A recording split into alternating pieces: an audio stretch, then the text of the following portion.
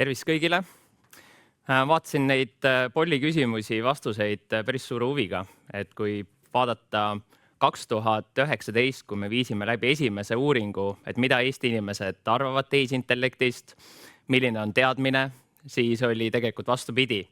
Et kes tundsid, et nad teavad valdkonnast, see oli see 12%. Ehk tegelikult see muutus selle viimase 6 aasta jooksul on olnud meeletu. Ja kui vaadata samal ajal juurde, et kui kõik need koalitsioonilepingud, need erinevad ministrid, kes mul endal aastate jooksul on olnud, siis ei ole koalitsioonilepingut, kus nii palju oleks tehisaru teemana sees. Ehk teema on kindlasti täna hästi aktuaalne. Ma räägin täna natukene meie valdkonna hetkeseisust, kus me oleme, aga hiljem tuleb kuhus me siis täpselt liigume, mis me teeme, et täna teised ettekanded tegelikult sinna peale üles ehitavad. Hästi palju räägime Eesti eduluugust, aga tehisintellekt, tehisaru justkui järgmine arenguhüpe. Kus me globaalses vaates täna oleme?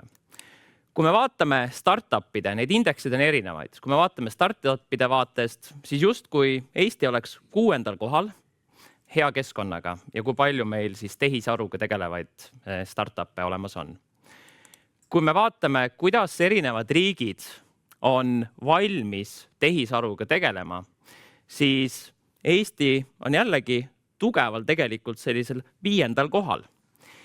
Kui me nüüd lähme edasi Oxford Insighti eelmise aasta indeksi juurde, siis olukord ei ole enam nii roosiline, aga ütlen, Eesti on ainus Ida-Euroopa riik, kes on top 25. Ehk siis justkui millegi eest võiks uhked olla. Aga millega läheb kehvasti? Inimesed, infrastruktuur, samamoodi tegelikult kui vaadata erinevaid indekseid, siis meie ettevõtete, ehk me ei räägi siin ainult startupidest, IT-ettevõtetest, vaid laiemalt tehisaru kasutamine on madal. Tänane protsent natukene alla 15. Ma kohe varsti näitan, kui palju inimesi kasutavad. Ehk siis ettevõtted ei ole tihtilugu teadlikult otsuseid teinud, inimesed kasutavad töövahendeid ja seda nii avalikus sektoris kui ka erasektoris.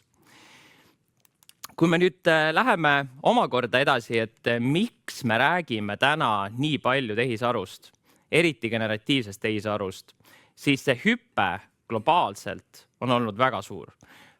Kui me vaatasime masinõpet ja kõike muud AI kontekstis, siis see kasv ei olnud väga kiire.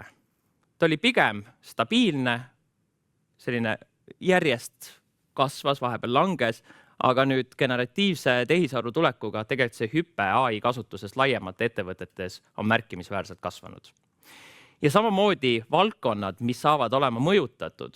Kui siin varasemalt palju räägiti sellest, et selline klienditeenindus ja sinna läheb fookus, siis täna me näeme just tegelikult rohkem sellist teadmusintensiivsed valdkonnad saavad järjest rohkem automatiseeritud. Võtame näiteks arendamine ise või siis õigusekspertiis. Need on need valdkonnad, kus me ka riigisiseselt näeme, et see kasu on meeletu ja ettevõtted toimetavad samamoodi. Eelmine aasta tulime välja ka siis, nagu paljud riigid, milline see mõju majandusel on. Tipphetkel 8% SKP kasvu, 2,5–3 miljardit eurot, võimas iseenesest. Aga sellel on väga palju eeldusi. Ühelt poolt me peaksime päriselt süsteemselt mitte ainult riigis, avalikus halduses, vaid ka tegelikult kogu ühiskonnas, ettevõtluses väga intensiivselt tegelikult kasutusele võtma ja teadlikult rakendama. Mis sealt välja tuli? Tootlikkuse kasv, aja vabastamine oluliste teemadena, et kus see nii-öelda mõju tuleb. Mis on võib-olla oluline, on see, et paljudes rollides nägime, et tehisaru on toetavas rollis. Vähem leiab täielikku inimese või siis nii-öelda töökoha asendamist. Ja väga suur osa ikkagi tegelikult ei oma mõju. Väga selline füüsiline või töö iseloom on väga mitmekesine. Et toon näitena assistentide roll. Hästi pikalt kunagi räägiti, et assistendid, need tööd lähevad kohe ära. Vastupidi, assistent tegelikult tegeleb nii mitmete erinevate tahkudega, et selle töö väärtus järjest kasvab. Aga jah, et ei oma mõju, mehed jällegi saavad rohkem mõjutatud, teevad rohkem, õigemini vähem mõjutatud, teevad rohkem füüsilist tööd, naised rohkem teadmuspõhist tööd, saavad rohkem mõjutatud. Ja 61% on jah, et ennustame generatiivse tehisaruga sellist koostööd. Kui nüüd võtta erinevaid valdkondi, kus see majanduslik mõju tuleb, siis siin tegelikult see mõju on väga suures skaalal sama nagu eelmisel uuringul ka. Siin on väljas muidugi avalik haldus, mis Eesti majanduse kontekstis pea 50% mõjutab, ehk siis see potentsiaal võiks olla isegi suurem. Aga me näemegi jällegi IT, erinevad äriteenused, turism, kaubandus ja nii edasi, kus see mõju ja kas saaks tulla. Kui nüüd minna edasi valdkonna praegusesse seisu, siis see on suhteliselt verivärske. Et kui me vaatame Eesti inimeste teadlikkust, siis 38% leiavad, et nad on tehisintellekti, tehisaruga hästi kursis. Et see on iseenesest nii-öelda Eesti keskmise kohta mõõrdudes päris hea tulemus.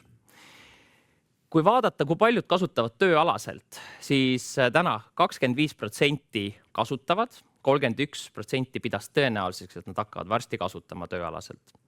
Neist omakorda, kui me võtame näiteks hariduse, avaliku sektori, tippspetsialistid, siis see kasutus seal 45 tippspetsialistide seas pea 50%, ehk siis teatud sektorites tehisaru kasutamine on täna juba pea pooltel inimestel. Ja mis on veel omakorda huvitav on see, et kui vaadata, et kui paljud neist ütlesid, et töö iseloom on muutunud, siis pea pooled ütlevad, töö iseloom on muutunud. Me kasutame ja töö muutub selle käigus. Kui võtta edasi, mis väga huvitav, kui me siin vaatasime 2019, inimesed üldiselt kartsid, et nende töö kaob. See oli üks selline põhiline teema. Kui meil esimene kratikava tuli, siis fookus oli, kas tehisaru võtab inimestelt töö. Täna, see on huvitav just aastate jooksul, töö säilimise vaatest inimesed leiavad, et nad usuvad, et töö säilib. Pigem on see, et tehisaru toetab. Et kuigi tehnoloogiliselt me oleme arenenud oluliselt kaugemale, kui me varem olime, siis inimeste usk, et tehisaru ei asenda nende tööd, on tegelikult kasvanud. Ja ainult 35% leiab, et võib tulevikus asendada, mis on jälle huvitav, tippjuhid peaasjalikult näevad, et töö asendamine võib aset leida, juristid, ühesõnaga sellised tugevalt teadmuspõhiste tegevustega seotud. Aga pigem leitakse, et tehisaru kasvatab meie võimekusi.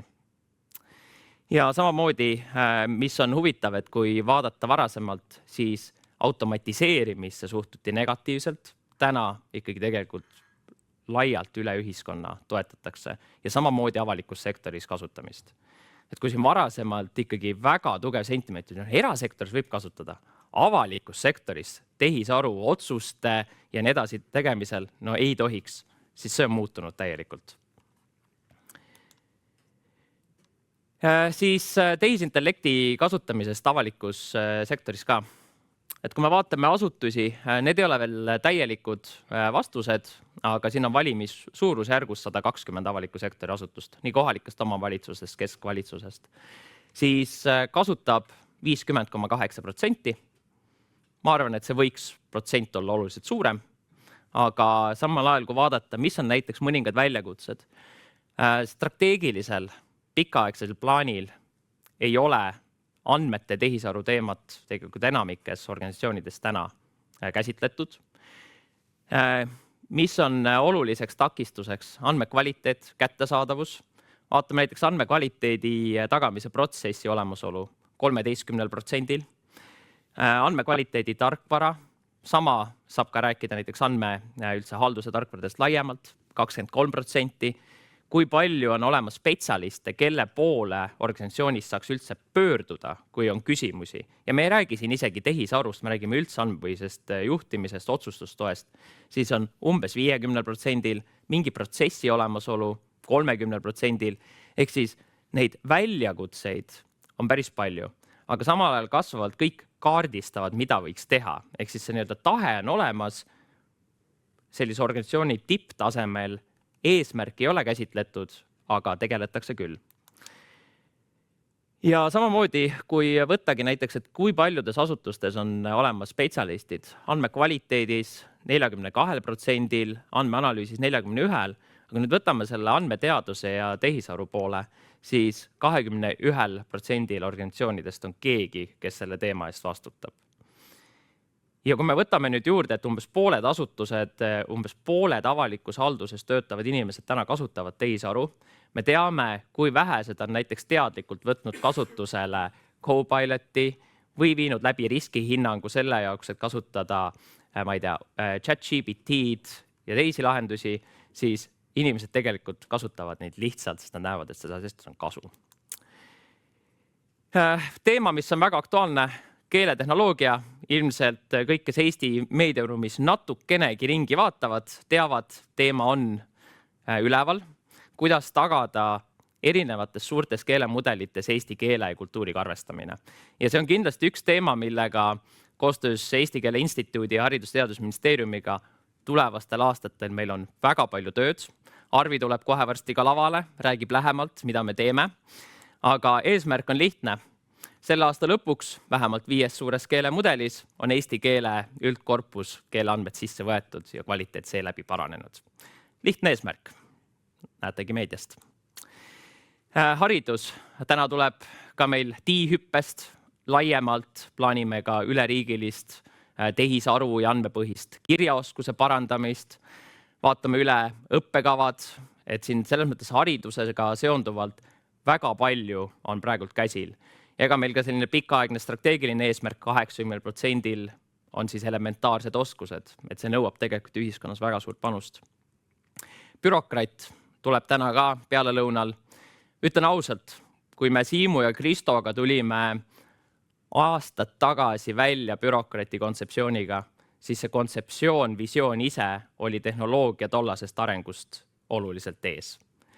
Ja täna siis saategi kuulda ka, kuidas me oleme täna ise tegelikult kõiki neid olemasolevaid lahendusi kasutanud, integreerinud, et seda teenust tõesti paremaks teha. Strateegilisest vaatest ka meil on olemas arengukava, mis on uuendamisel, valge raamat, mille põhimõtted peavad, meil on tegevuskava, mille osas, ma ütlen ausalt, tuleb ka koalitsioonilepingust lähtuvalt teatud muudatused. Ja sellest lähtuvalt ongi, jällegi saite meediast lugeda, koalitsioonileping, uued tegevused. Kui me vaatame Justiits- ja Digiministeeriumi alt digiriigi plokki, siis ma ütlen ausalt, ma pole nii andme- ja tehisaru põhist digiriigi plokki mitte kunagi oma elus näinud üheski koalitsioonilepingus. Et tehisaru tagame, et vajalikud digiteenused, andmekogud, toetavad infosüsteemid, taristu on varundatud väljaspool Eesti territooriumi ja Eesti digiriik pakub teenus edasi mis tahes kriisiolukorras. Tehisaru võimaluste rakendamiseks korrastame andmekogud, andmetöötlust puudutavad regulatsioonid, tehisaru rakendamine, Eesti juhtiv digiühiskond tehisaru rakendamisel ja nii edasi. Ehk tegelikult hästi tugev fookus tehisarul. Ja samamoodi, kui vaatame neid tegevusi, mis tuleb, siis andmed peavad olema kasutatavad kõigile osapooltele.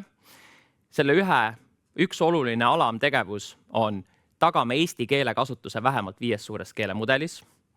Siis samamoodi 15 miljardi sõnaline keelekorpus. Siis andmejälgija kohustuslikuks muutmine, andmete teabevärava tekitamine, siis ühekordse küsimuse rakendamine, andmetega seotud õiguslik raamistik, millest Hendrik räägib. Meil on AI määruse rakendamine praegult käsil. See aasta plaanime ka lansseerida liivakasti, mis pakub nii tehnilist kui ka organisatoorset juriidilist tuge. Laiendame automaatset ja kiiret haldusmenetlust. Loome riigi ressursside juhtimismudeli tehisaru rakendamiseks ja andmehalduse korrastamiseks. Sisuliselt kompetentsikeskuse tekitamine riigis valdkonna süsteemseks juhtimiseks ja toetamiseks. Ja samamoodi arvutusvõimekuse kasvatamine, Euroopa Liidust suuremate investeeringutes osalemine, kas see on siis antenna või muud algatused, miks mitte ka Gigafactory'ga Soomega liitumine ja nii edasi. Ja samamoodi, et juhtimisraamistik uuendamine.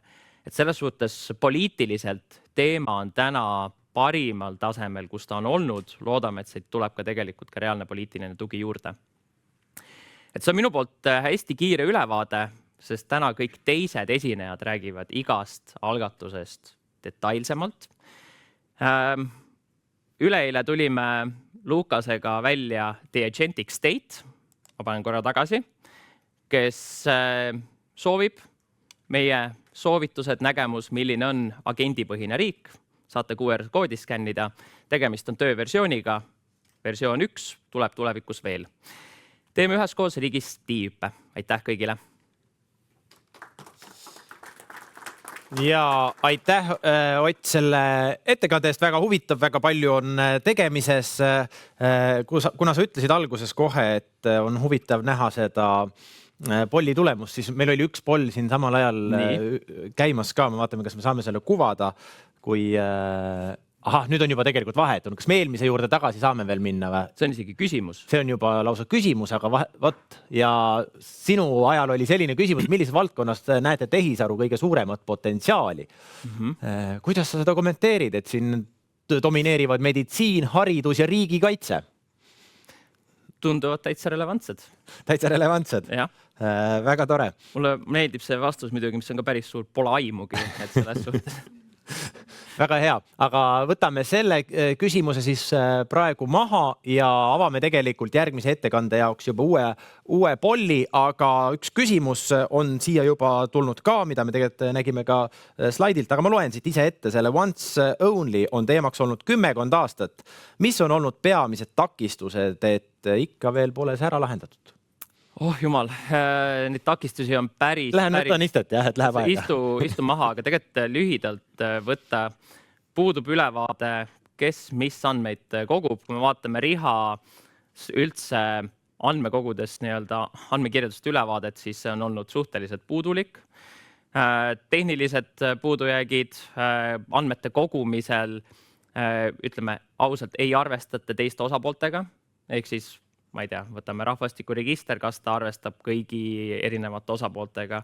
Ehk need on ühelt poolt nii tehnilised, organisatoorsed, teadmatus, kõik need kokku pandud. Neid probleeme on tegelikult, ütleme ausalt, once only puhul päris palju. Ja tuletame siis meelde, et me kasutame Slido keskkonda, kus te saate esitada küsimusi. Siin on hulk küsimusi juba ka tulnud, aga julgelt esitage veel ja järgmine poll on ka juba avatud. Vastake sellele, et me saaksime enne järgnevat ettekannet seda korraks ka vaadata. Võtan siit ühe küsimuse praegu kohe veel, mis on, mis peaks projektide näiteks rahastamisel muutuma?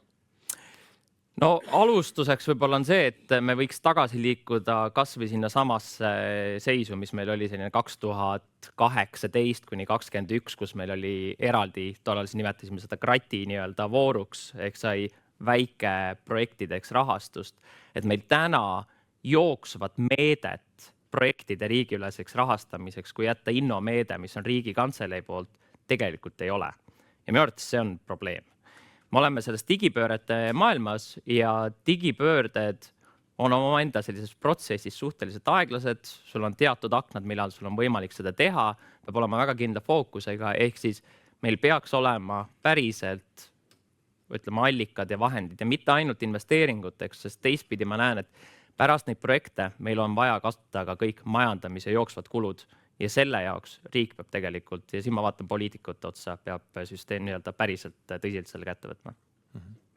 Ja üks küsimus on mul siin veel, et mis on täna rakendamisel, kasutamisel suurimad väljakutsed asutustel, et mis need probleemid on? No ma räägin võib-olla meie enda poolt, mis me näeme, et ikkagi jätkuvalt äri poole kaasamine, et kui me võtame ükskõik millist projekti me aitame ise läbi viia, siis see on ikkagi eeldatakse selline võtmed kätte lahendus, et me ütleme ära, mis probleem on ja siis andke see lahendus kätte. Ehk selline jooksev kaasamõtlemine, panustamine, ajaline ressurss. Me täna tahame väga palju teha, aga see kõik innovatsiooniprojektid tulevad sul lihtsalt tänaste tööülesannete kõrvalt, sa tegeled sellest lihtsalt heast vabast tahtest. Teine pool on see, et kui ka lahendus on juurdunud, siis selle arvelt mingisugust ümberkorraldusi tegelikult inimeste enda igapäeva töös me ei tee. Et kui me võtame ka näiteks, ma ei tea, Copiloti kasutamise ja nii edasi, kas me muudame oma tööd ise süsteemselt või me lihtsalt automatiseerime osa neid tegevusi, mille jaoks me näeme, et see lahendus on mugav, et me ei tee sellist suurt pööret selles, kuidas me töötame. Aga me vaatame näiteks kõrvale, millised on nii-öelda AI first ettevõtted täna erasektoris. Sul ongi 10-20 inimest ehitavad väga võimsaid süsteeme valmis ettevõtet. Ja ma arvan, et see vajaks meil nagu üldse sellist halduse ja toimimise restarti. Ja siis kolmas asi, mis on asutustel ikkagi väljakutse rahastuse temaatika. Ja ma jätan teadlikult mainimata kõik, mis puudutab andmete kasutust, et sellega on läbi aastate probleem olnud. Nii, üks küsimus. Ma küsin ühe küsimuse veel ja siis lasen sul lavalt maha. Kas generatiivsetel mudelite fokusseerimine ei tekita ohtu, et unustatakse ennustav tehisintellekt, kus sisend ja väljundruum ei ole lõpmatud? Jah. Me ise selles mõttes ainult ei fokusseeri generatiivsel tehisarul ja kindlasti see risk on, mis on tegelikult positiivne, et kui me vaatame siin läbi aastate neid tsükleid, siis alguses, kui OpenAI välja tuli, hakkasti massiliselt kasutama, siis oli fookus ainult generatiivsel tehisarul. Mis nüüd on juhtunud, inimesed on vist taasavastanud kõik muu ka. Et ta on natukene nagu tsükliliselt liigub kogu aeg. Meil on teatud valdkonnad, kui ma vaatasin eri kasutusjuhte ja projekte, mis on läbi viidud. Ma ei tea, kaugseire projektid on läbi aastate kogu aeg, midagi on tilkunud, midagi on tehtud. Aga jah, selline masinaõppe, objektituvastused ja nii edasi, seal oli vahepeal generatiivse tehisaru tulekuga läks fookus ainult ühte kohta, kõik rääkisid kindlatest lahendustest ja viisidest. Ott, suur aitäh selle avaettekande eest. Ja, aitäh!